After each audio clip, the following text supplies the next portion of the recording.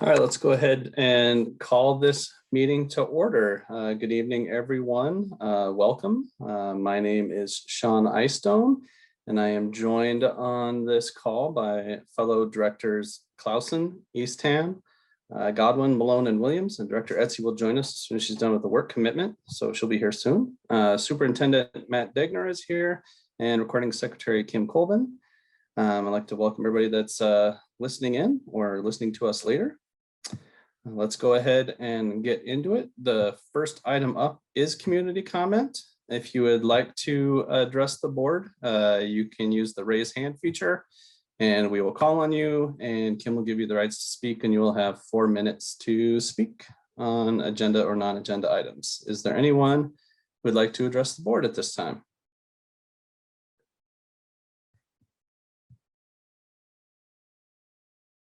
All right. We will move on then. The next thing up is the approval of our agenda, and I would entertain a motion to approve. I move that we approve tonight's agenda. A second. All right, Kim, I'm ready to vote.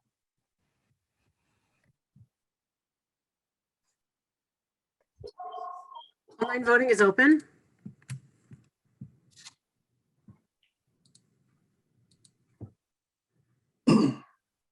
All votes have been cast and the motion carries with all directors voting in favor. Thank you, Kim. Next up is our consent agenda. I know I went through the bills and didn't have any questions. Any other directors have questions on the bills they'd like to bring up? See a lot of head shaking. I reviewed the bills this cycle as well, and I didn't have any questions. Okay. Are there any items that directors would like to pull from consent? Okay, if not, I would entertain the motion to approve. I move that we approve tonight's consent agenda. Second. All right, Kim, I think we're ready to vote. Online voting is open.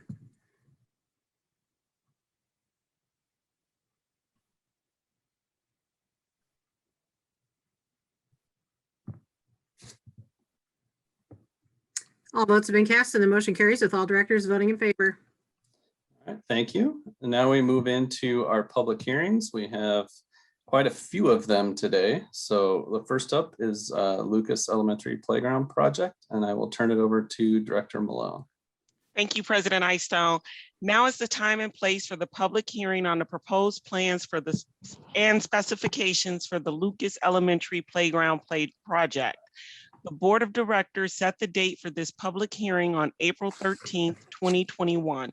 Notice of public hearing was published in the Iowa City Press Citizen on April 14th, 2021. The district will receive bids on this project at 11 a.m. April 27th, 2021 at the physical plant located at 1137 South Riverside Drive, Iowa City, Iowa 52246.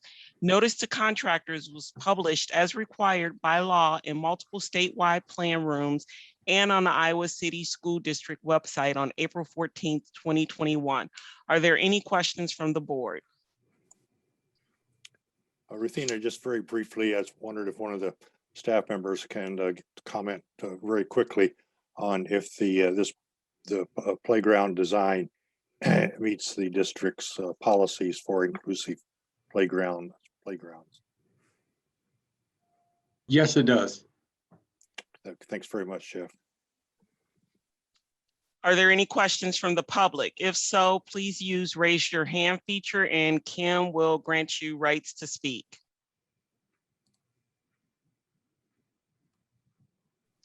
President Eystone, I don't believe there are any more questions. All right, let's close that public hearing and move on to our next one, which is the West High School South parking lot.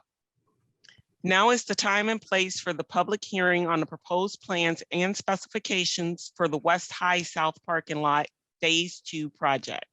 The Board of Directors set the date for this public hearing on April 13th, 2021. Notice of public hearing was published in the Iowa City Press Citizen on April 14th, 2021. The district will receive bids on this project at 2 p.m. April 29th, 2021 at the physical plant located at 1137 South Riverside Drive, Iowa City, Iowa 52246. Notice to contractors was published as required by law in multiple statewide plan rooms and on the Iowa City School District website on April 14th, 2021. Are there any questions from the board? Are there any questions from the public? If so, please use the raise your hand feature.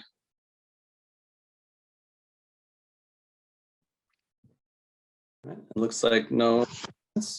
We will close this public hearing and move on to the next one for the West High Theater. Now is the time and place for the public hearing on the proposed plans and specifications for the West High Theater lighting project. The Board of Directors set the date for this public hearing on April 13th, 2021. Notice of public hearing was published in the Iowa City Press Citizen on April 14th, 2021. The district will receive bids on this project at 2 p.m. May 13th, 2021 at the physical plant located at 1137 South Riverside Drive, Iowa City, Iowa 52246. Notice to contractors was published as required by law in multiple statewide plan rooms and on the Iowa City Community School District website on April 14th, 2021. Are there any questions from the board? Are there any questions from the public? If so, please use the raise your hand feature. All right, it looks like no questions there. We will close that public hearing and move on to our final one, which is the Lemmy Elementary restroom remodel project.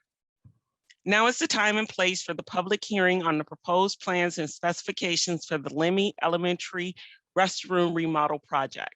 The Board of Directors set the date for this public hearing on April 13th, 2021. Notice of public hearing was published in the Iowa City Press Citizen on April 14th, 2021. The district will receive bids on this project at 10 a.m. May 4th, 2021 at the physical plant located at 1137 South Riverside Drive, Iowa City, Iowa 52246. Notice to contractors was published as required by law in multiple statewide plan rooms and on the Iowa City Community School District website on April 14th, 2021. Are there any questions from the board? Are there any questions from the public? If so, please use the raise your hand feature.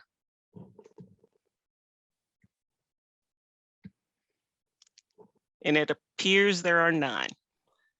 All right, thank you. We'll close that public hearing and move on. Thank you, Director Malone. We can move into our discussion items, and our first one is our return to learn update. We have quite a few pieces to go over here, so I'll turn it over to Matt and get going. All right, thank you, President Eystone. Good evening, everybody. The first piece we were going to start with tonight was reviewing just some quick data points after making the change in guidance last meeting from Johnson County to the Iowa Department of Public Health. We talked about reviewing that after a 2-week and a 4-week chunk to give us an initial indicator. So I'm going to try to share my screen here. Kim, I don't know if I have rights to do that. Yep, looks like I do. So should be good with that if I can get the right tab. But I'm not getting the right tab. Let me see here.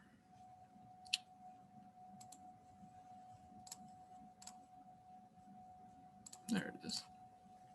All right, so if you look at where we were on April 6th at the time of this meeting, we had 5.4% county positivity rate.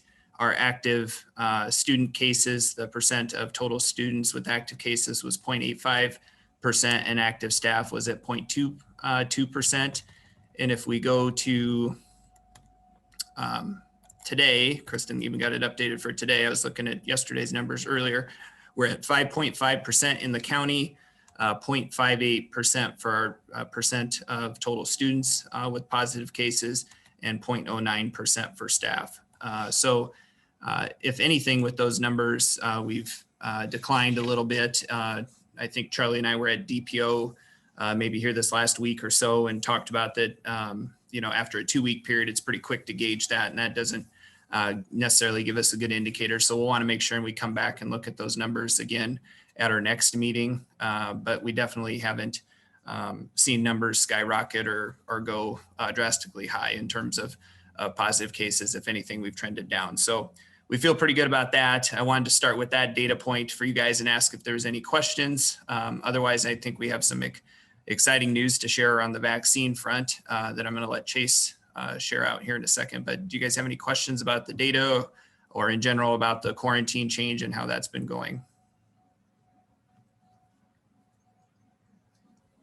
All right, Chase, do you want to go ahead and share the good news? Sure. Good evening, everyone. We were approached by Johnson County last week to see if we could partner on providing clinics for our students that are 16 years of age or older. And we've started to work through those logistics with the county, and we do plan to offer a vaccine clinic to all of the Iowa City Community School District students that are 16 and older that want the vaccine. We're going to hold a clinic at each one of our high schools, so at City, at Liberty, at Tate, and at West. We're going to do it all on one day, hopefully as early as maybe the end of next week. We're still trying to work through some of the very minute details with the county as we finalize providers, but we would start our communication to parents either Wednesday or Thursday and try to get those wheels in motion so that we could then get kids vaccinated again, possibly as early as next Friday. It would be a one-day event in each school that would allow us enough time to have the second dose of the vaccine provided before school is out for the year. So that's really great news. We really appreciate the county's partnership on that. We've also started having some preliminary discussions with some partners in the community about when the vaccine comes out for even younger students, how we would go about setting up some clinics for those students as well. So we're very pleased that we're able to offer this to our students 16 and older this spring before they leave for the summer. And what we think this is going to set us up as we move through the summer and into next school year. That is great. So I'm excited to hear about that. I just had one quick question. So in that communication, will parents need to come with students? Will they need to fill out forms beforehand? How will parental approval be received? Great question, Rithina. And I did pick those words carefully, say we're going to contact parents, because we do believe that as minors, we need to contact the parents, not the students, to elect to have the vaccine. And so some of those details are what we're still trying to figure out with the providers. The county has not given an indication that parents would have to come with them, but we would obviously work with the providers in terms of the information that they want signed, so that there is some sort of parental permission on file. We're moving pretty quickly on it, so we're still trying to get those pieces all together. And we know that it won't be one provider at all 4 sites. So it's also coordinating that to make sure that we get the students at City the right information, and the students at Liberty, Tate, and West also the right information based on what that provider is asking for in terms of documentation. But we're going to use a variety of our communication channels to our parents, not only the tools we have at the district level, but also at the individual school levels, as well as have paper copies in our school offices for parents that might come in and fill it out there, rather if they don't have a printer at home or that they can utilize. And so unfortunately, we don't have every single detail worked out just because we're still working with the county on it. But the county said it is a go, that they will have enough vaccine for all of our students. We have about 2,940 eligible students that would be eligible to receive the vaccine. A growing number of our students have already received the vaccine, but even with those numbers, the county says they have enough vaccine on hand to help us make that happen next week. So Chase, this is Charlie. Can you comment on the capacity of this effort that you know right now? Will there be enough providers there, enough staff to actually do 2,900 students, if that's the number? Yes, we've shared our numbers with the county, and so they're reaching. That was one of my first questions too, Charlie, was, if we do this, we need to make sure that we have the capacity to do it in a day. And Jake's been great with Johnson County Public Health, and they believe they have providers that have ran this size of clinics previously this spring, and so it's just lining up the right clinic or the right provider with the right building. And we've reached out to the building principals so we can start securing spaces at those buildings and start working on, okay, how will the students flow through so that everybody doesn't show up during, the second period calc exam, right? So that we kind of space them out throughout the day. The principals have been great. But yes, we have all the confidence that we'll be able to have the people on site to administer the vaccines at each building. Great, thanks very much. And I share Ruthina's enthusiasm for this step. It is. It's really exciting.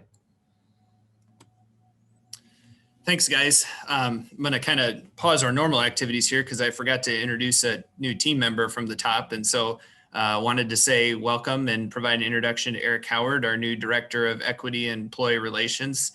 So Eric, if you want to give everybody a wave and show them where you're at in our Hollywood Squares screen here, you'll get a chance to hear from Eric, I'm sure, here eventually. But we were super excited to welcome Eric this week, and he's right at it, joining us in a board meeting in his first week. So nothing like that. But yes, very excited to have Eric.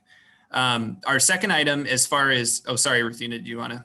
Well, I was just going to say welcome, Eric. And if we would have known you were coming tonight, we would have arranged for a 4-hour meeting just to, initiate you properly. He might get off easy tonight, the pace we're going here, so we'll see. But yes, thank you for that. So the second item we had was in regards to summer plans. And so we're kind of going to break this into two parts. Amy's going to talk through, or with the assistance of Nick and Diane, some of our summer planning efforts. And then Chase is going to talk a little bit about operations and some of the health and safety adjustments and information regarding meals. So Amy, I'll let you and your team take it from there. Thank you. Good evening, everyone. So Diane's going to talk about our elementary offering that we'll be sharing with teachers, staff, and parents in the very near future here.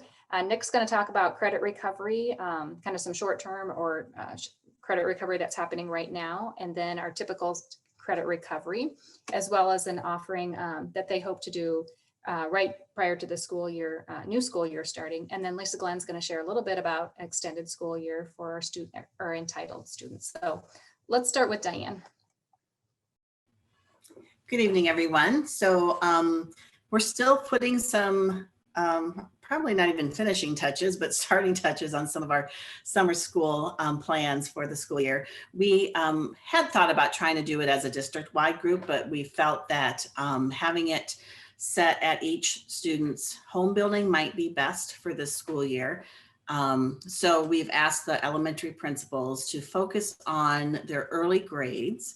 So kindergarten through second, if they are able to accommodate them all, and if not, really focusing on first grade first.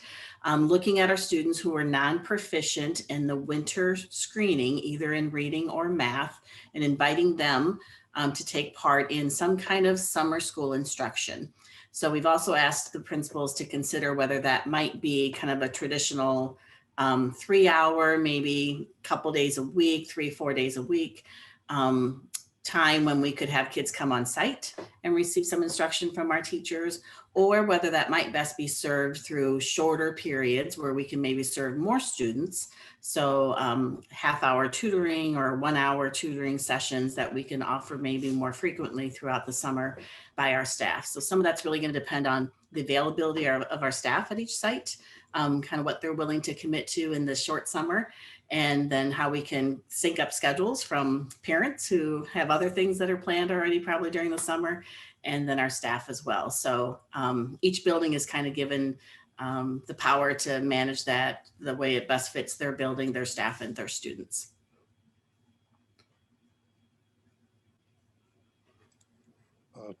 Thanks, Diane. I'll have Nick jump in. Oh, sorry. Was there a question? Yeah, Diane, so are we going to be able to even out the availability of the program for the students that we're going to offer it to, so that students in every building will have an equal opportunity to participate? So what I did was I assigned the buildings. I looked at the numbers of students who are non-proficient at each building, and then assigned them a corresponding number of tutoring hours or summer school hours that they could offer. We feel that we just are not going to have the staff to make sure that every kid who we would like to get the tutoring is going to be able to have it. So that's why we've asked the schools to start with their first grade, expand to kindergarten and second, if they have some first graders who maybe decline the offer. And then if we still have spots, we'll start opening that up to third graders. But our first priority is our first grade students. Okay, thanks.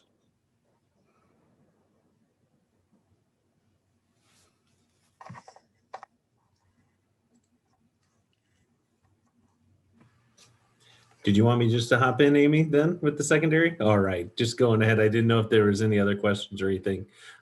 So from the secondary perspective, I've shared with previously, we are going to be doing we're doing some work right away as we still have access to the kids. So we're doing some credit recovery efforts, really targeted credit recovery for kids who, may be in some challenges of graduating eventually. So we're working through that at the secondary level. A lot of efforts going on there based in the buildings. We'll have our normal credit recovery options that'll exist throughout the summer. And then the one piece that we're spending a lot of the time on more recently is actually looking at the end of July and early August. As you all know, we've had some students who haven't set foot in a school building since March of 2020, and reacclimating to school from a variety of perspectives will be quite difficult. So our junior highs and high schools, in some cases, you think of it this way: how much is a transition into a junior high or into a high school? And some kids will be entering their first year in a building as a sophomore or as an 8th grader. So we need to do some things maybe a little bit differently than we've typically done to help bring them into what it looks like to be in one of the secondary schools. What are some of the social emotional learning aspects that we need to be tackling, while also making sure we have some skill development, looking in the areas of literacy, language arts, and math. So those are some pieces that we've been working on. We actually had a really rich discussion related to that at our secondary admin meeting today. So those are some of the things that we're working through for summer offerings as we lead into the next school year as well.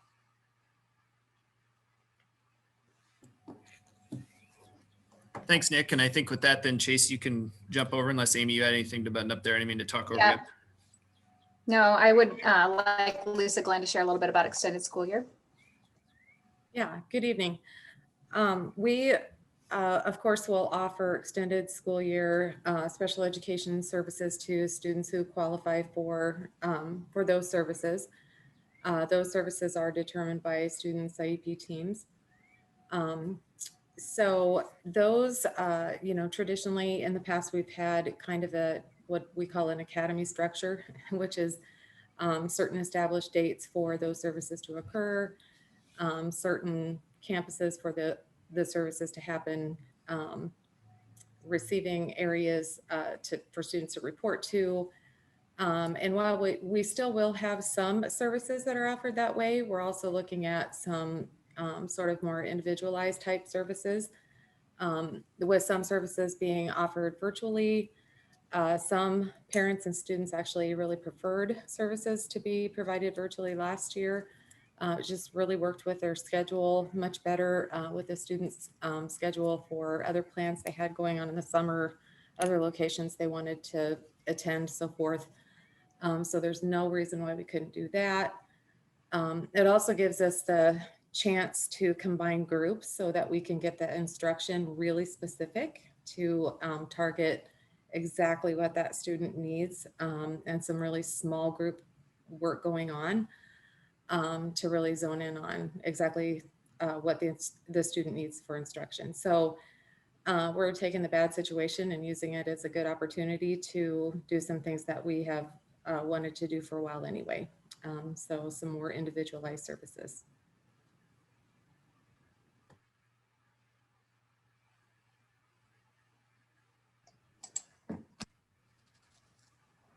Thanks, Lisa. I think that's it for that section, Matt. All right, thanks, Amy. Go ahead, Chase. All right, well, I'll start with sharing some more good news, or that we heard. The USDA has announced that meals for students will be free through the next school year as well. So that's a great piece of information that we received from the federal government, not only next school year, but this summer too. And so Allison's team has done a tremendous job working through the pandemic and what is now becoming really the new normal, since we're going to go into our second full year of free meal service. And we will have our grab and go again this summer. We are not going to do it as many sites as we did it last summer. We're going to use 7 sites. Again, meals will be free: West High, Southeast, Northwest, Garner, Hills, Man, and Wood. And we picked those based on where we've seen students grab meals throughout the year and kind of geographically spread them throughout the district. We'll use a 60-minute window from noon to 1 p.m. and we'll offer them every day. Services, the meal service is going to start June 21st and then will end August 6th. We love to be able to provide food to kids every day, but there's just some things we need to do to shut down and button up the kitchens at the end of the school year and then get set to restart the school year in August. So we have to take a couple of weeks off to do that for our kitchens. But we're excited to be able to offer meals again this summer. And I'm sharing that with you all today at our meeting, but we'll make sure that we communicate this message with our families a couple of times between now and the beginning of June, and utilize a variety of communication channels while we do that. Questions on our meal service before I turn over to some more health and safety stuff? Just one quick question. Have we seen an uptick in how many students are getting school meals now that it's free? I mean, it seems like it's just easier. You just walk into the lunchroom and get a meal. Is that corresponding to more meals getting to students? So as far as in the schools, we certainly have sold more meals, but we have more students in schools as well. So it has definitely gone up as we have more and more kids actually in school. And because the meals are free, we have seen more students buying a second entree or some what we call a la carte sales. And our grab and go meals have been pretty stable for a period of time. They've kind of leveled out. Thanks, Allison. And we'll continue to monitor those numbers. As Allison said, they've stabilized. They're not as high as they were last summer. And, we'll see what the interest is from our families once we get back into the summer. And if we feel like there's an uptick and we need to expand that window or to expand to additional sites, we'll keep our finger on that and make sure that we're agile enough to make those adjustments as we move through June and July. And speaking of the summer, we told you a couple weeks ago that we were looking at our health and safety protocols and potentially making adjustments for the summer.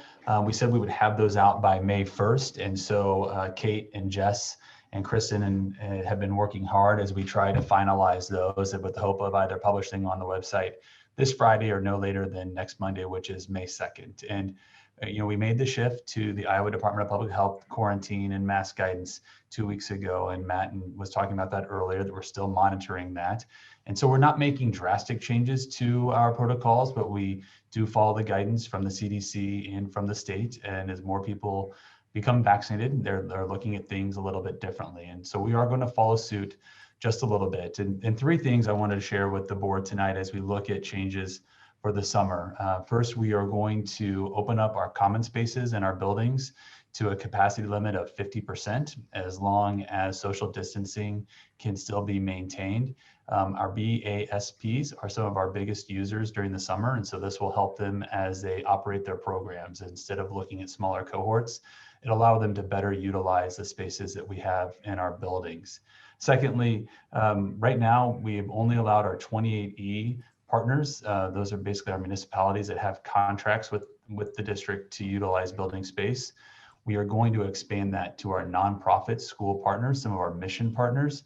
So easing off a little bit of our restrictions and allowing more people from the community to start utilizing our spaces by reservation only. Of course, as we get in the summer, our outdoor spaces are accessible, and we'll still leave our warning signs up that individuals use our spaces at their own risk. The COVID is still out there and the pandemic is still going on, but we do want to continue to be a good partner, and we see this as a step forward to allowing some of our other nonprofit partners the ability to use our spaces if needed. And lastly, we are going to reinstitute field trips. Now that is for summer, so this won't take effect until June 12th. It's not for the remainder of the school year. And really, we've relied heavily on the CDC guidance for this decision. Initially, I probably would have told you that we wouldn't entertain field trips until next fall, but the CDC released guidance earlier in April that spoke specifically to running summer camps, and it gave pretty detailed information for those camps about how they could operate field trips safely. And so we believe that that's something that we can adopt here and allow for, again, our BASPs and others that call our buildings home during the summer to utilize for the things that they're doing. Beyond BASP, we also have a lot of our own camps, athletic camps that take place. And so some of these restrictions or easing these restrictions will help them as well. We told our community partners that we'd have these in place by May 1 so that they could start planning. But as a reminder, they do not take effect until after the school year is out on June 12th. The one caveat to that, right, we have rules so we can have caveats and exception, is that for the meetings in the 50% capacity, we are going to tell our building principals that if they want to have in-person staff meetings, they can utilize a room if they only fill it to 50% capacity and maintain that 6 feet of social distancing. It's been a long time since we've been able to get together in person.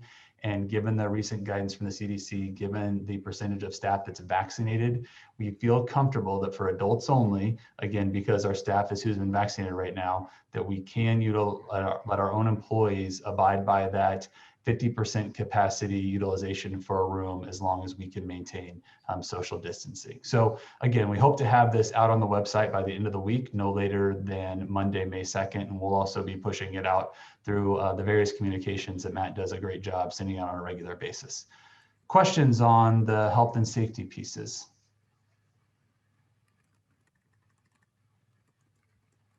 Okay, thanks, Matt. Thanks, Chase.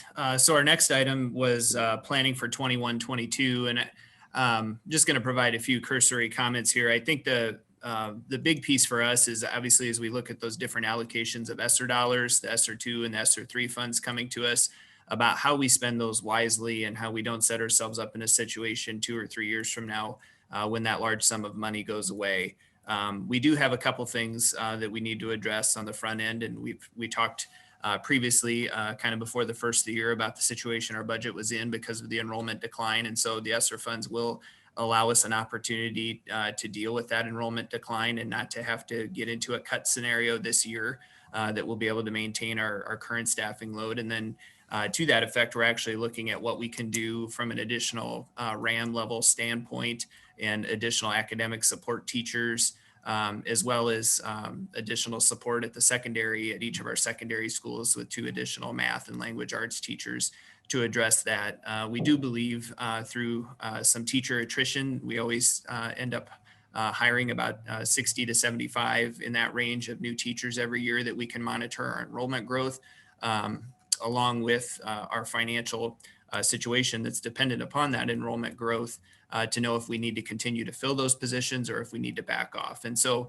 when we do bring you some formal numbers and some formal data around RAM and around those staffing levels, we'll have to be very clear that some of those positions will sunset if our enrollment doesn't recover, because we won't have the funding level to sustain that.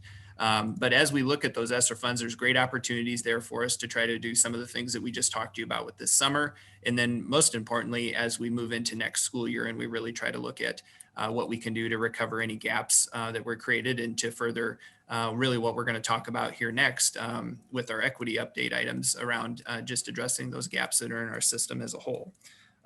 So I think, like I said, the first priority we really want to make sure is that when we leave this scenario after 2 years, our budget is in a healthy position. And I think that's our first priority, to making sure we're doing that. And of course, right next to that, and another first priority is making sure that we continue to address those gaps in any learning difficulties that our students have had throughout the pandemic, and that we can recover in the next coming years. So we're excited about those opportunities. I don't know if you guys have any questions about that. I don't have anything specific prepared for you to walk through what actual numbers look like. Of course, there's a lot more that will go into those ESSER dollars as well, but that's where our planning and conversations are centering right now as far as kind of the big items. So real fast, Matt, you mentioned using some of the ESSER funds for staffing. Are you contemplating any of those funds for programming? You know, I know there's different kind of allocations for those funds for things like SEL, et cetera. I'm just curious. I know you haven't done the planning yet. I'm just curious kind of how y'all are thinking about that. And maybe we get a more detailed kind of look at it a little bit further on after you've done a bit more work. But I'm just curious. Yeah, definitely. I think programming is a big piece of that. And that's where some of those one-time monies also make some sense. And so we've had You could talk in general around curriculum review cycles that we potentially had to delay, that maybe there's an opportunity there for us to catch up on some of those cycles. If that's an opportunity for us to pursue some of the technology platforms that we've committed to as we go forward. The foundation's been great and tremendous about sponsoring that so far. But is that something that we could also use those for? And so I would say certainly programming aspects, you mentioned SEL, those are going to be all opportunities that we are working on and looking at addressing through that as well. So when we do bring kind of those big buckets back to you about where those dollars are being split off and fractioned, I think you'll be able to see where the programming commitment lies with those as well. Thank you. So Matt, this is Charlie. You talked about perhaps having to hire teachers and staff, not knowing if we'll have funds to continue a position, after 1 year or 2 years or so forth. So is the idea that to be fair to people we're hiring under those circumstances, is the notion that we'll have 1 year contracts and just be upfront with folks saying that we're not sure if we can extend this for other years? We've discussed that, Charlie, but I think part of what we're trying to evaluate right now was that piece I mentioned around attrition of folks, that if we lose 65 to 75 teachers on a yearly basis, that if we get into a position where we don't feel like we can sustain the staffing level we're at, we would most likely want to be opportunistic, that we wouldn't refill those positions rather than tell a person we had just hired that after a year or two, they wouldn't get to continue. And so that's really the angle we'd like to take and make it work in that fashion. So while we've talked about that approach that you mentioned, I think we also feel some confidence in just knowing our general trend of how many people we bring into the system on a yearly basis. And if we're not feeling like that enrollment's recovering to support the staffing level we have, then we wouldn't backfill those positions at that time. Okay, thanks. I guess I would ask, we talked a few things for the summer, right? We've got staff doing meals and getting those out, and we've got tutoring hours at schools, as Diane talked about. I assume those funds would go directly towards that kind of stuff. Yes, there's some of those summer programs. That's what I tried to mention there a little bit, Sean. A lot of those summer programming pieces, those are of course ESSER dollars as well. And so when we break this down for you guys and can give you a visual around it between the ESSER 2 and the ESSER 3, you'll see where some of those things have been categorized in what we're doing. You have to spend ESSER 2 before you can get into the ESSER 3 piece. And so there's some factors like that. But yeah, a lot of those programming pieces we just discussed, you're right, would go there. Thanks. Yep. And the other piece we kind of saved room for tonight was to let Adam share a data project that his team is working on, and Michelle Croft is here joining us as well. And so I'm going to turn it over to Adam and let him share out kind of our last component around planning for 21-22, and then we'll end this agenda item with just a quick online learning program enrollment update. So Adam, go ahead. Yeah, thank you. Michelle, are you able to share your screen?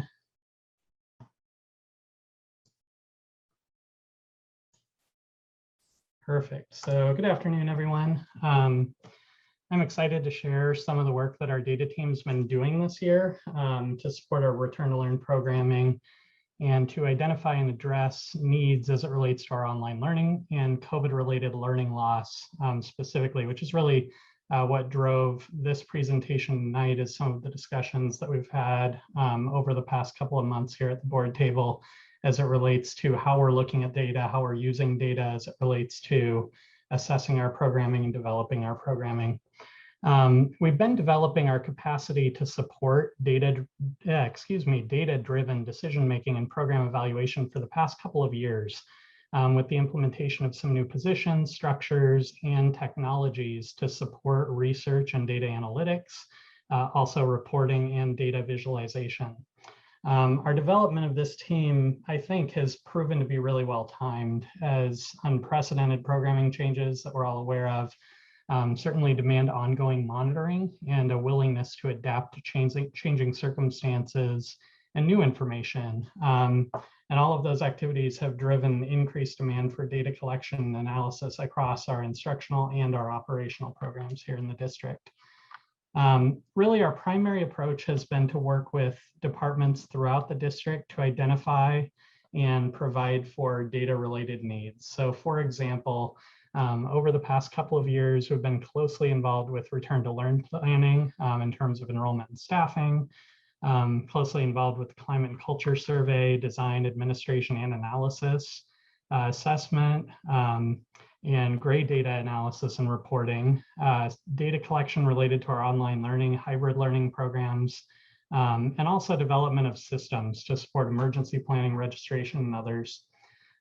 We're careful to structure our work in ways that will support the work being done in those areas. So there's a real emphasis on actionable research, actionable results.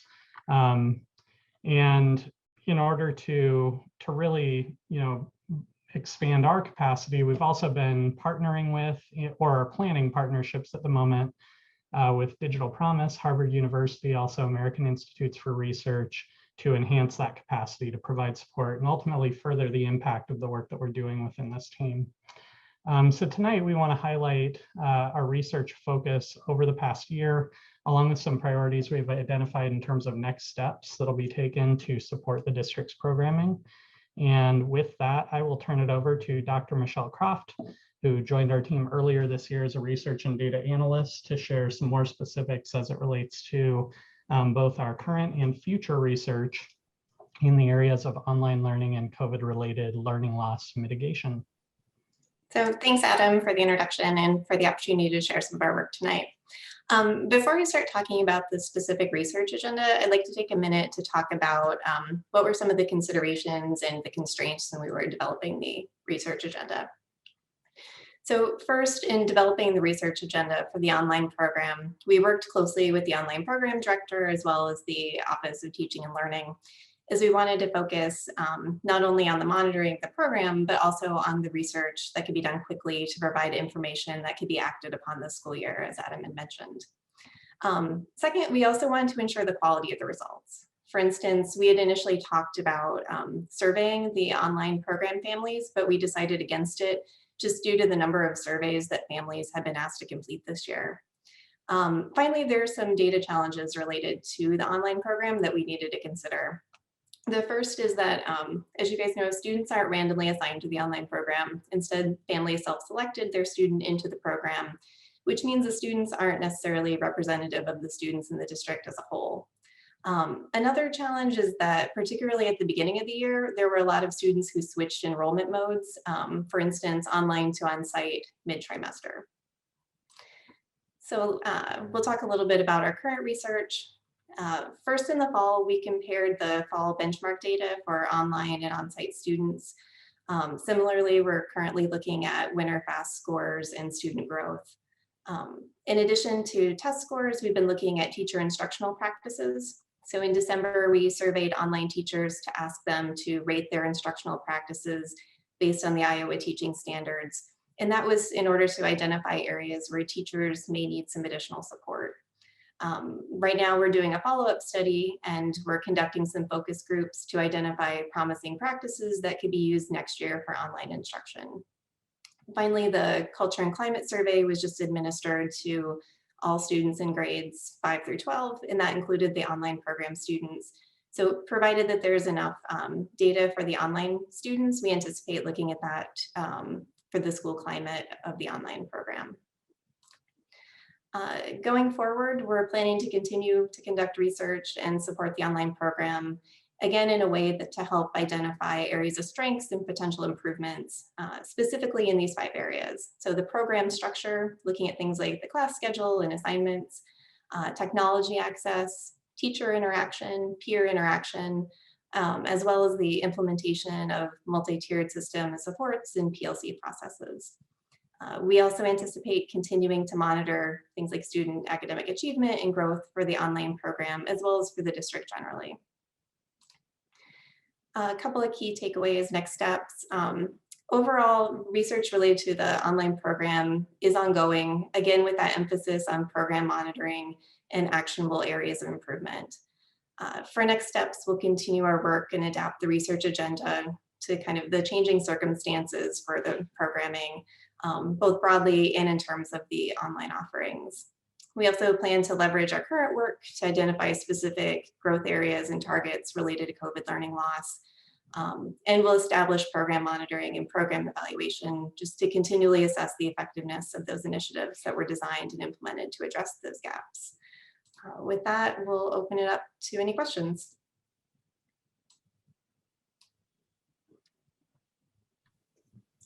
This is Janet. Hi, Michelle.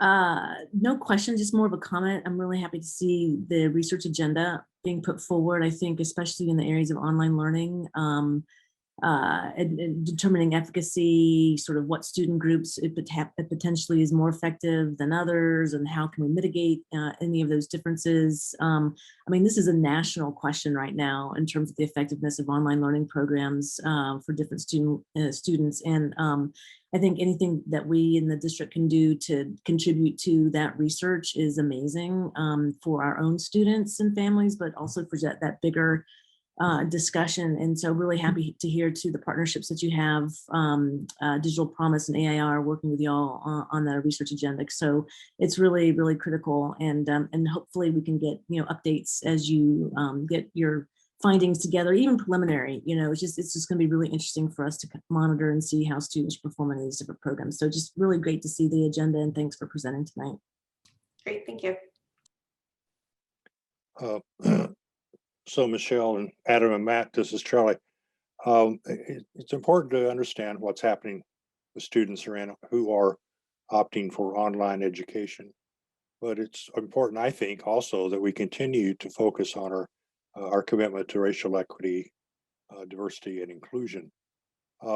And I did not hear in this presentation an indication of where the research effort is going to be in the coming few months in terms of implementing or continuing to implement our DEI plan, and how that fits into what your indication of your research effort and resources is going to be to look at what's happening with online students. Can you talk a little bit about that? Adam, do you want to take that, or do you want me to? Why don't you take it and I'll jump in as needed. Yep. So Charlie, we completely agree with you. That's important to look at gaps by student subgroup. And we should have mentioned explicitly that we are looking at that, especially within the online program and the onsite. So I think you've seen like the FAST benchmarks that have been by a student subgroup. With the student growth, we're trying to do the same thing as well. Yeah, Charlie, I would just say that's part of us working to put an equity lens on top of everything. And so, like Michelle said there, it could be mentioned explicitly, but I think part of our work is anytime we do something like this, it's a matter of breaking it into demographics and subgroups and making sure we're looking at it in that fashion. And I think our team's become a routine to that, and that's something we'll stay committed to doing. So thanks for the question, because that's always critically important for our work. Okay, thanks.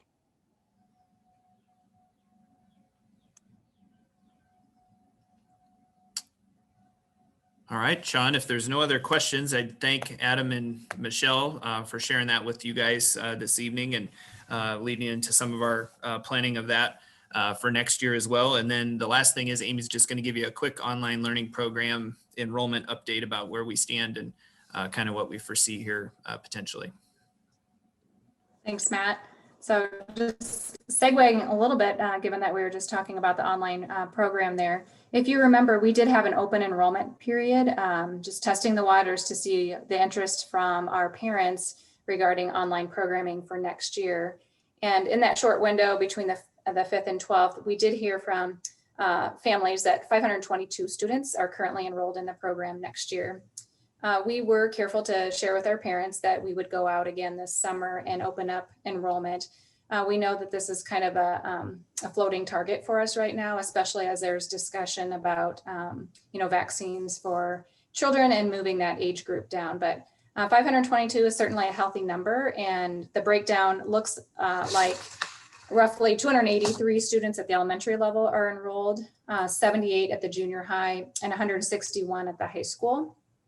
And as far as demographics, some of them kind of mimic our district averages, while others are, a little outside of them. But As far as entitled students or students with IEPs, we have roughly 12% enrolled. ELL students, 14% enrolled. Students on free or reduced price lunch, 43% enrolled. Our white students, 45% enrolled. African American, 24%. Asian, 19%, and Hispanic, 9.5%. An interesting question that we posed is, how long do you foresee this commitment? And of the 522, I would roughly say, and it's a little bit different by grade level, but somewhere between a third to half of our families say that they would, after first trimester, be wanting to leave the program. And so that's just something that we're going to have to be clear as we staff this, that this year our staff were, extremely flexible with being able to either teach online or on-site, and just recognize that there was that need this year during the pandemic. And I still sense that we're going to have that sort of need next year too. And again, we're just going to have to closely monitor this. We're going to have to plan, and then we're going to have to replan. So we just know we're going to have to continue to be flexible, but that's a healthy number for us to start with. With that, I take questions. Yeah, I'm sorry if I missed it. You said it, of the 520 or whatever, how many were enrolling from another district? Do we know? So right now I think we have, Greg can correct me if I'm wrong, 32 students open enrolled from outside the district. Okay. It's a bigger number from within our district than I would have expected, actually. And I'm kind of excited to see how that goes. Thanks, Sean. So Amy, do you have any indication of what, or do we have any indication of what the proficiency status of students who are enrolled in online learning is now? Are you talking about our current students, or the 522 that have enrolled? The 520 that are enrolled for next year. No, we have not taken a look at those particular students, Charlie. Well, for our research effort for this coming year, was that something we're going to be able to get a handle on, do you think? Oh, certainly. Yeah, certainly that'll be part of the project. Adam, do you want to jump in?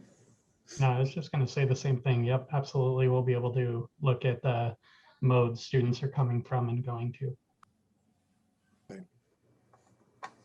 Other than teacher support, what kind of support, administrative support, guidance counselors, that sort of thing, is that number gonna require? Yeah, that's a perfect question, and that's something actually that we're working through right now. What can we say that we can devote 100% to our online program versus where there still needs to have some sharing happening between the online and on-site program. So we're working through that piece right now, and that is kind of our part of our bigger staffing picture that we're also working through as well.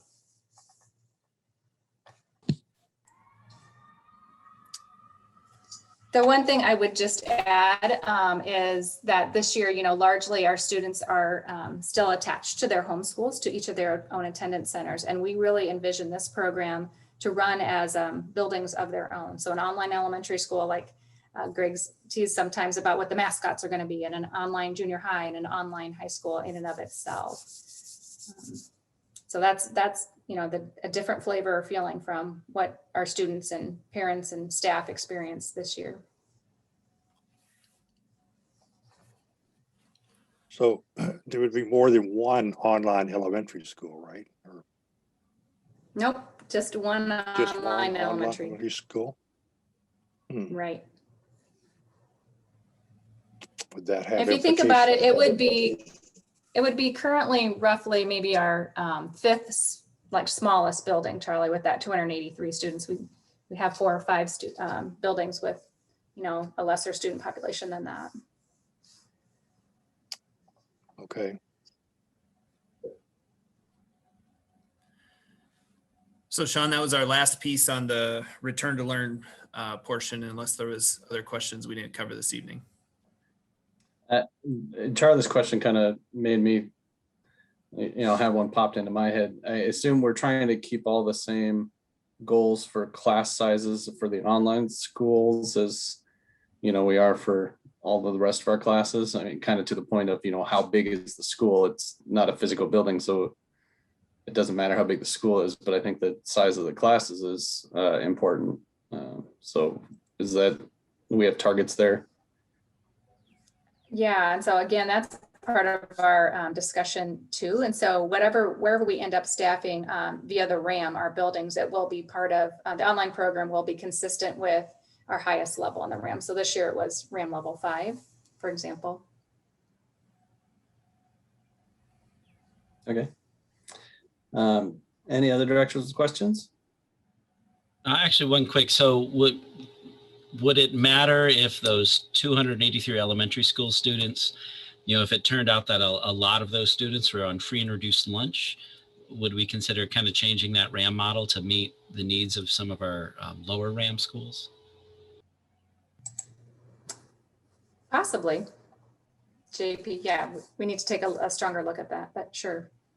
I think you guys are kind of talking about some of the pain we're going through right now about really not knowing what that number is for sure going to be, because if the pandemic's taught us anything, it's taught us that, we have to be flexible and we have to change. But like Amy alluded to, we can't necessarily do that all the way through again next year as far as how we forecast this program. And so that's why we're offering the later enrollment period. And then that gives us a better indicator about, okay, where are we at with the amount of students we have, how can we set staff, what are those necessary things, how can we set class sizes at that point. And so it'd be a little foolish for us to do all of that in April and then have a big change in June and do it again. And so a lot of those questions are great questions that you guys are asking, because they're the same ones we're talking through as a team ourselves, and just trying to make sure we don't make a decision that we can't come back from, or not make a decision too early we wish we would change later on to keep changing on folks. So good thoughts. And as we get, those numbers continue to be refined and more of that clarity provided, then we'll be able to give you guys more information on that.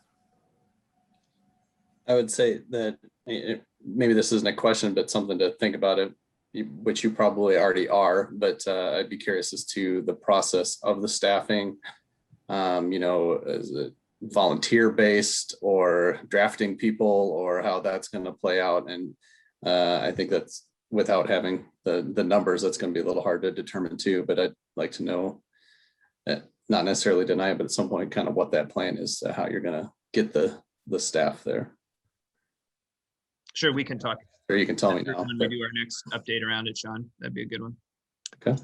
And somewhat along the same lines, as I understand it, this year, one of the things that teachers and parents have been disgruntled with is on-site classes increasing in numbers, because parents are switching from online to on-site during or wanting to during the semester, and we were just struggling to manage the on-site the numbers of those students that went into one or more on-site classrooms. I assume that you'll have a brilliant way of avoiding that situation by next fall. Well, I think I don't know if it's brilliant, Charlie, but I think it's what Amy talked through about really trying to let people know that they're making the commitment to do that for a trimester. At that point, that we're going to set our classrooms and we're going to set our online learning program classrooms.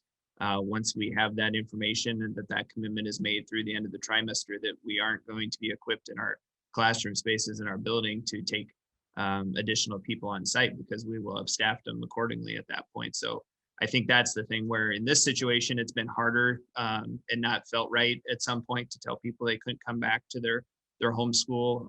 But with the information we hope we'll have by this summer, when we ask for that final decision, we feel like we'll be able to give people a pretty good look at what our schools are going to look like in the fall, and that we're really asking for that commitment to be through that trimester component.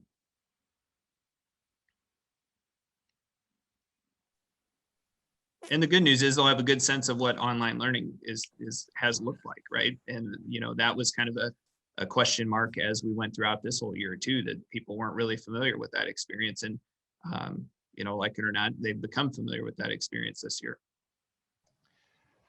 Sean, I will answer your question just briefly, and we can come back with our plan, but you all will probably get questions, and Brady's on here too, but I'll just tell you, we will be posting those positions. There's more details to work through, but the folks that are teaching right now that are interested in teaching online will have an opportunity to apply for those positions here in the coming weeks.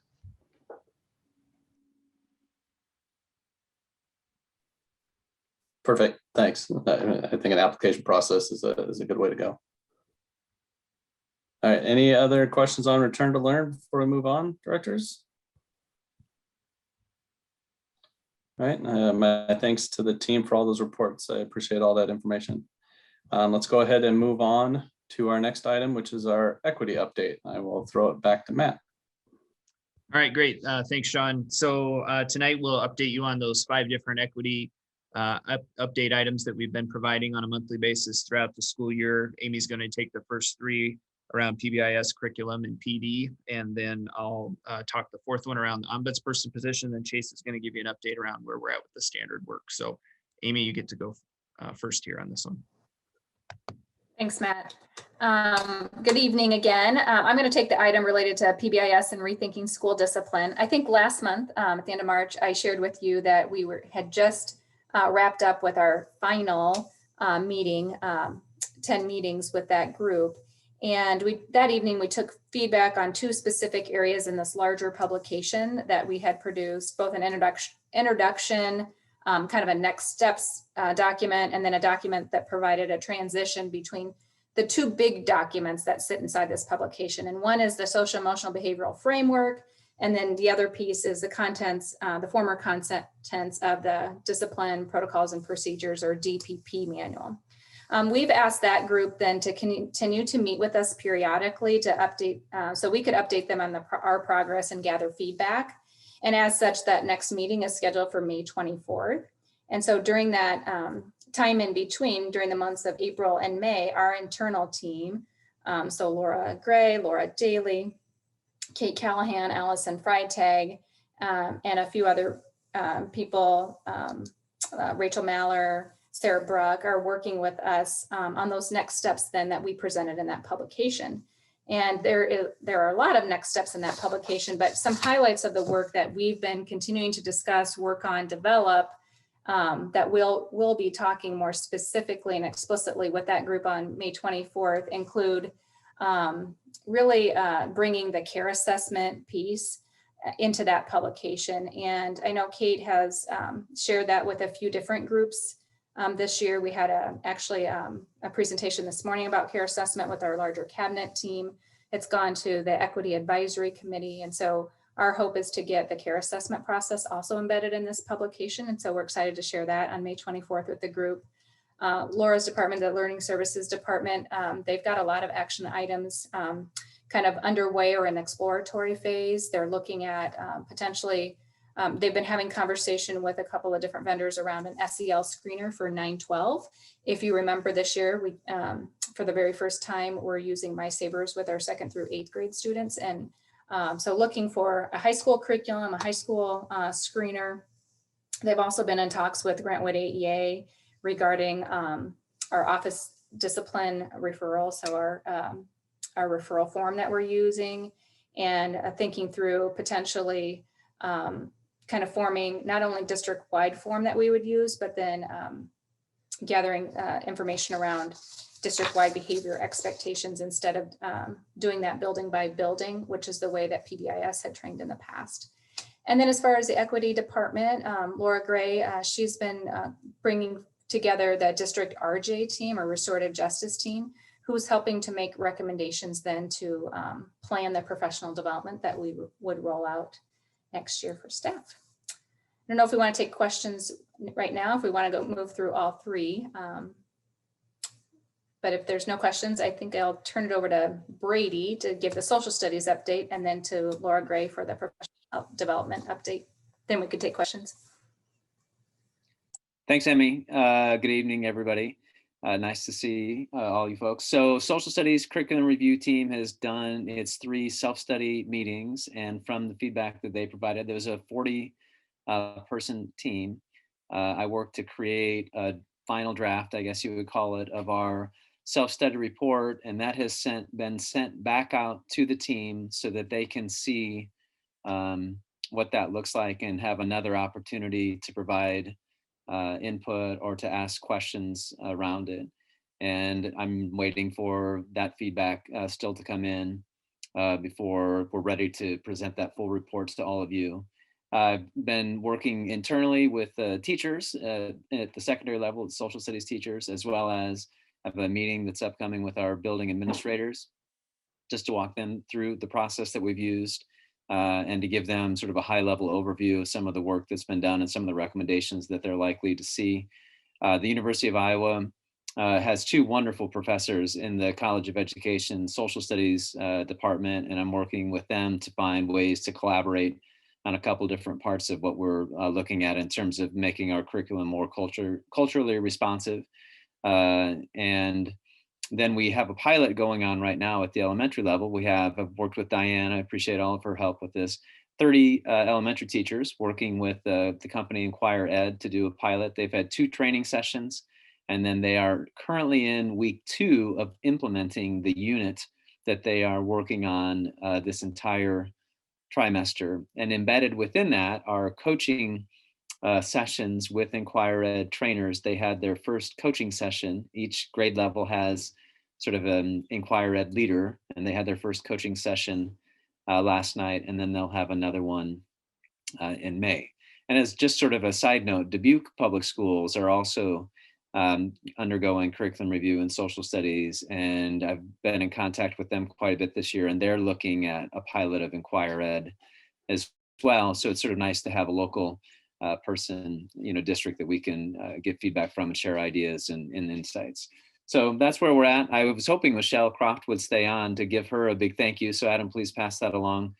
She was instrumental in helping us design our survey questions and then to pull that data together and then to disaggregate it as we requested. So she was fantastic through that process. So that's where we're at with social studies, with the self-study process.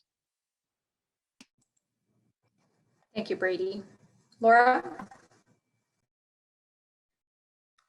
I've seen Laura come on and drop off and come on and drop off, so I'm not sure she's here.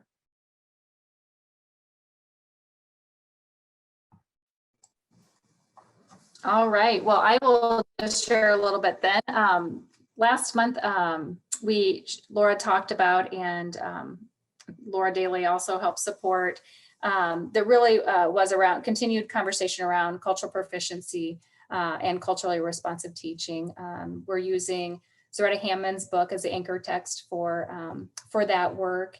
And the central discussion that day was about selective vulnerability and showing up in a way where, and for relationship building, one thing that we could talk about is selective vulnerability. And so developing relationships is just, sharing something personal about yourself that maybe didn't go well or that was hard for you. And, it's a way to connect with others. So the challenge was thinking about that aspect and how you can kind of show up as your true self with, colleagues and students and staff, other students and staff members. And then next month, Laura will have the final equity topic. And I think that's coming up next Wednesday or the following Wednesday. And she can share out what that plan is as we share our next update at the end of May. And with that, we'd take questions. Amy, this is Charlie. I just want to comment that Brady was so kind as to talk with me in quite detail about the review of the social studies curriculum. And I frankly found it very encouraging and impressive. I know the board hasn't talked about it as a group yet, but I think that the work that's being done right now is very much in line with what to me, we probably would be wanting to go in the near future here in terms of what students are learning, how they're learning it, how we're teaching and so forth. Thanks, Charlie. I appreciate that. I really enjoyed our time together and conversation. Thank you. Brady, what's the plan to roll out that elementary curriculum next fall? Well, if the pilot goes well, and Diane, you're going to have to help me on this one. And we're still getting feedback, from the teachers and, our work with the equity department to make sure it's, a product that we, and a set of curricular materials that we really like. And, the idea would be to, we did post too, I forgot to mention, part of our plan was to add a curriculum coordinator who has more of an elementary role in social studies, science, and health and computer science, which I think is a really good addition for the district. And that posting has been made, and that person will help with the, with the rollout. We'll want to make sure that we've aligned the progress reports that the elementary teachers use for monitoring the progress of the elementary students with our state standards, as well as the curricular materials. And so, Diane, I don't know if there's other, every product, of course, the longer you purchase it for the, there's some marginal gains in terms of expense, but we'll have to see where that, I think initial feedback has been good from the team. It has been very positive from the team. So if we do decide to move forward with that, then we'll also make sure that professional development is a part of that package as well, so that we can make sure we're providing all of our teachers with professional development. Typically, we do that at the beginning of the school year, maybe on that TQ day, where it's a little bit larger chunk to kind of get them into it. And then we'll kind of sprinkle some PD throughout the year. So as they maybe experience it for a couple of weeks, and they often can come back and say, okay, now that my hands are in it, now these are the questions I have. And I remember you talking something about this, but now tell it to me again, now that I know what I'm working with. So we'll make sure that that's in part of our professional development for next year too. Yep. Thanks, Diane. And I appreciated some of the things that they do include the building level administrators in that professional development, which I think is a really good partnership as we, look at, moving to more of an inquiry model, which this does. I think that's an important part, which is a big selling point of their approach. So, and hopefully that does go well, and it's something that we can adopt. Do we have a plan B if it doesn't? There's the ESSER $3 question. That's the question, man. Yeah, because everything else we've looked at just does not hold up. And the one thing we really like about this curriculum is that it's adaptable, so as trends change, as our thinking changes, as society changes, it can adapt along with that. I just cannot envision us purchasing, paper textbook in 2021 that is going to still be relevant in 2030, which is how long we'll have the book. So I think if this isn't the right program for us, then I think we're looking at probably having to develop something within the district, which is really that'll be a huge lift for us. My conversations with people in a role like mine around the state who are doing this work, that's sort of where they've gotten to. It's either build your own, and then it's really a question of your own capacity and expertise to be able to do that, or to look for a product like this. Diane and I had a great meeting with the Denver Public Schools administrator, and that was something that I think we shared before, is that she really appreciated Inquire Ed's willingness to change to meet the needs of their local schools. And they'd had a couple of concerns they'd expressed, and they saw, in terms of curriculum materials, a really quick turnaround in terms of getting those changes addressed.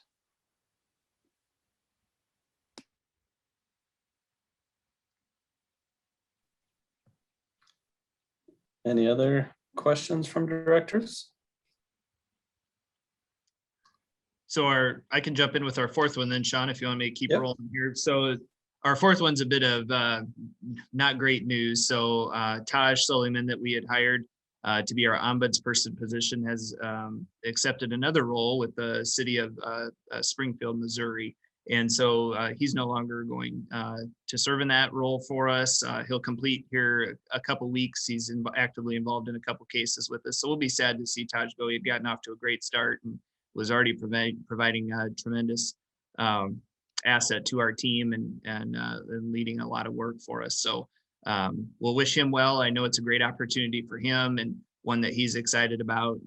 The timing for us just wasn't right on this one with Taj. So we will repost that ombudsperson position and get moving on that again right away. So that's been a one that we've worked on throughout the year, and then we thought we had it filled and we were up and going, and we'll get back to the starting blocks on that one. But I did want to let you guys know that one.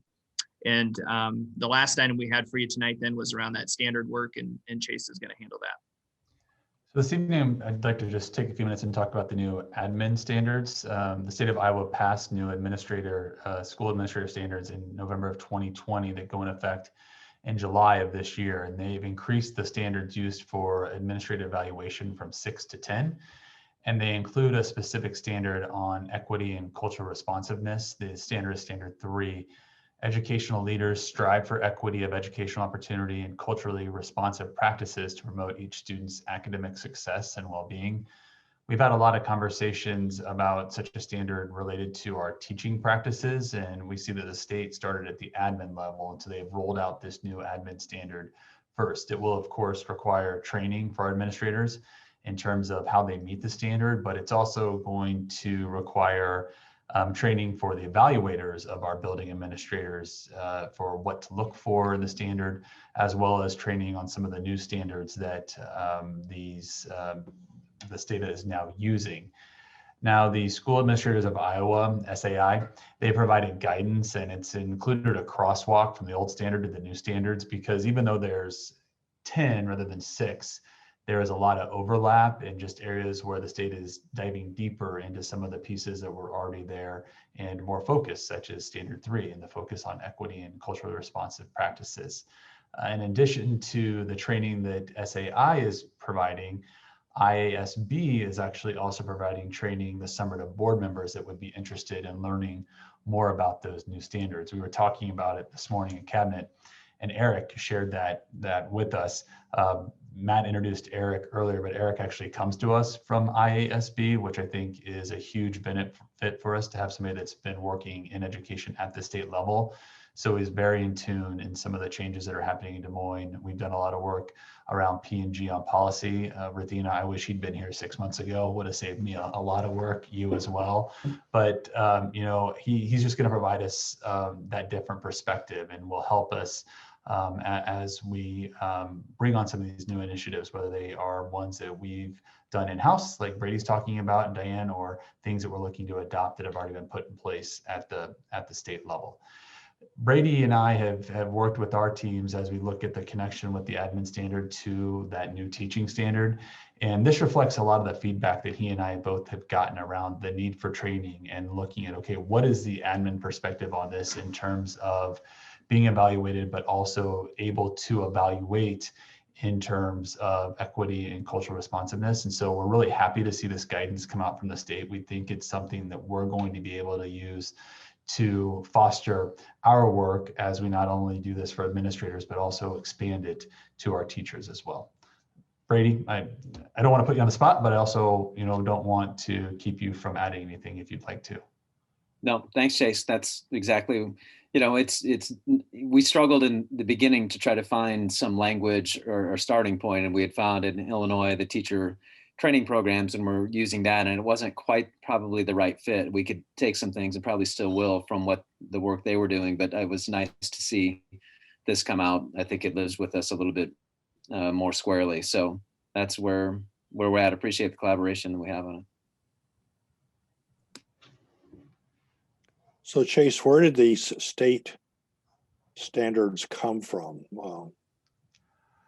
That's a great question, Charlie, and I don't have the history on that.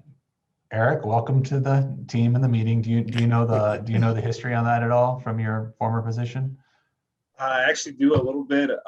So I guess in like 2015 or so, I can't remember the group off the top of my head, but the standards were originally called the PESL standards, and they were introduced.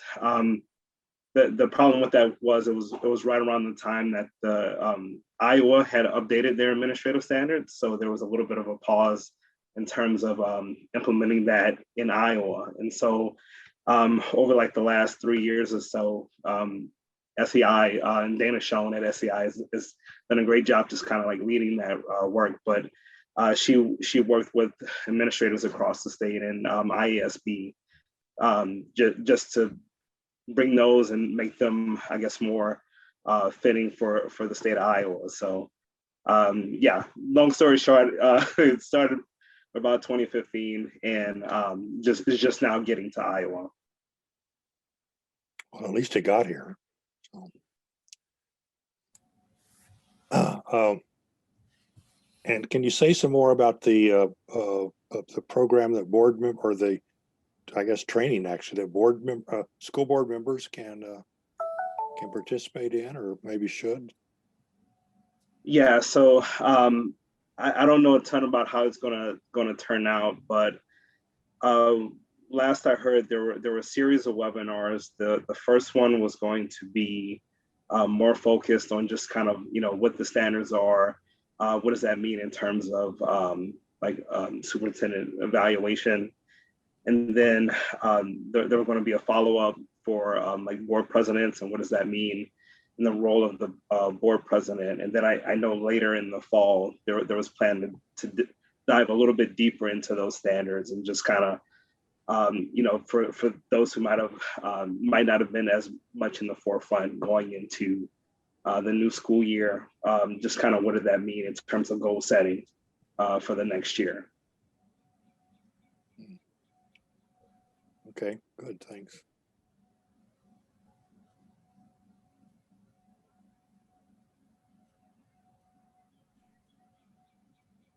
All right.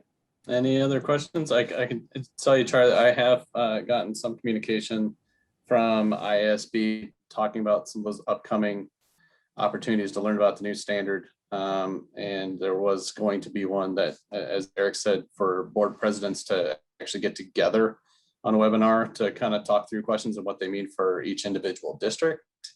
And if I could go hunt through my email, I could probably find out what those dates are, but I think there will be some sort of trickle down after that that other board members can participate in. But I can certainly bring back whatever information I get as well. Okay, maybe it's something we should all consider fairly seriously about participating in some of those training sessions. I agree.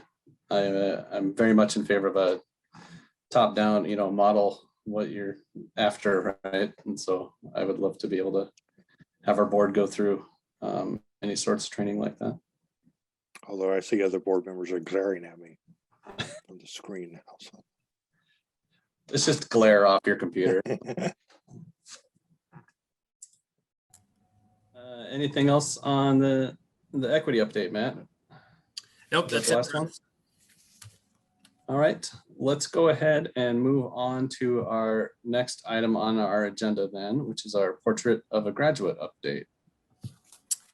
Great, yeah, so last night we held our third Portrait of a Graduate design team meeting. And at that meeting, we had taken the work of the first two meetings and boiled it down into the 5 competencies that seem to be rising to the forefront for our district. And those 5 are critical thinking, communication, adaptability, empathy, and learner's mindset. And I'll say those one more time for you. So if I went too fast: critical thinking, communication, adaptability, empathy, and learner's mindset. And I think when you think about those different competencies, those are very relevant and very timely for what our students are going to need to be successful. And so what happens then is that essentially the group talked about those competencies, what was missing, and the next step will be actually defining what those competencies mean to us locally here in Iowa City. And so that'll be what some of the fourth meeting entails, along with really trying to capture a final design on what our portrait would look like. Last night, what we talked about from a concept standpoint was using the apple that seems to be kind of synonymous with the district here throughout, and then using some representation of diversity into that apple to understand our community and to represent that. So I think you'll see a concept that will come forward that would have those competencies included, along with an apple and some show of diversity in there. There was some different imagery around taking the continents and trying to put a diverse group of people into that space. And I don't know what their designers will come back with. We'll continue to take the feedback from the team and see that. There's nothing polished to show you guys yet on that, but I thought those competencies were a good one for us to think about. And then of course, once that work's done, the work for us begins as far as now we've said these are important to us. Now, how do we go about accomplishing those? And I think that's where the exciting part for the district takes off, for us to have the courage to have the conversations around, you know, how do we really feel like our students are doing in the area of critical thinking or in the area of empathy? And then what is the work ahead for us, and what kind of groups do we want to put together, or teams we want to put together to try to tackle this and make sure that all kids in the Iowa City Community School District, when they leave, we feel good about their acquisition of those 5 skills. So that's where we left off, President Eystone, and I don't know, board members, if you have other questions about where they'll go. We have one more meeting in May, and then we'll be to the culmination of that work and really have our finished product. And, you know, it might make sense for us then to think about how we want to have a conversation about how to move forward from there. And of course, our leadership team will have that conversation and have some ideas ready for you as well. Yeah, I was just going to suggest that, you know, once the final meeting's done and there's a, you know, a product put together, that I think a work session where we can just kind of talk it all out as a team, I think would be a good next step. Probably leading into, you know, over the summer, we tend to do, you know, our goal, you know, retreat, looking at our goals for next year. You know, we can kind of coincide some of that, but definitely be a good work session type topic to get started on. Are there any questions from directors on where we're at right now?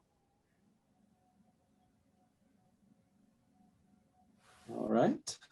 Thank you for that update, Matt. Last thing on our agenda is our agenda setting for our next meetings. I guess I'll take this opportunity to remind board members and some of the admin team that we do have an exempt session after this, and you should have another Zoom invite for it. You will have to leave this one and go to that next one, so that'll happen shortly. And then next Tuesday is the work session that we kicked off of tonight in order to make room for that exempt session. So that's kind of our update on our closeout of our FP 1.0 and more discussion on 2.0. And then there's the regular board meeting on the 11th, which everything on the draft agenda there is all of the normal topics and items that we have on there. Nothing additional to add. So are there things that either Matt, you want to add, or directors want to see added to that meeting on the 11th? Well, the social studies coordinator reminded me I left off global citizens, so I'm not shocked that he remembered that one of our list of competencies, but that one didn't make it into my notes tonight somehow. I didn't transfer that correctly, but global citizens is a competency there too. So I don't know if we need a second update on portraits since I left that off, but just honestly, happy to be here to help. Yeah, thanks, Brady. Yeah. In all seriousness, I don't have anything to add tonight. You may see a couple things matriculate up from us during the week, but we'll update you on those if we have them, but I don't have anything this evening. Sean, I'd like to ask if there's support for adding either at this meeting or the next meeting, a response to the South District Neighborhood Association folks who are looking to have a either a marquee or monument sign added to the Alexander School. Matt had a very extensive and a very helpful email message to us this afternoon about that. And it's my understanding that there are people that really want to get a sign on the Alexander property, but I don't. I'm not sure, Matt, if you have a suggestion about how to proceed. Charlie, how would you feel about starting that conversation in operations or President Eystone? I mean, that seems a little bit like an operations facility item. We could start that there. We could add that to our operations agenda and then bring it to the full board, maybe once the operations committee has had a chance to look at that issue. Sure, if Lisa and Janet are okay with that, that'd be fine with me. I would feel more comfortable not starting at a board meeting with it. I know that, you know, I see Nick's still on here, right? We had gone through that same conversation. We were trying to figure out, should Garner get a sign? We looked at giant light up signs and solid signs, and somebody would have to go change letters on, and I had to look at what the rules were for the municipality. So there's a lot going on there that I don't know that it rose to the level of the board having a discussion on it, at least not at this time. So I would feel better if, as a committee, you kind of talked about, you know, not just what's the right thing for Alexander, but maybe some baseline stuff for the entire district. For the entire district, sure. Yeah. That sounds like a fine plan to me. Again, if Lisa and Janet agree. So. All right. Thumbs up and a head nod. So I like that. Okay. All right. Anything else for the agenda on the 11th then? All right. With that, I would entertain a motion to adjourn. So moved. Second. All right. All in favor? Aye. Aye. All right. I will see some of you very shortly. And the rest of you have a good night. Good night.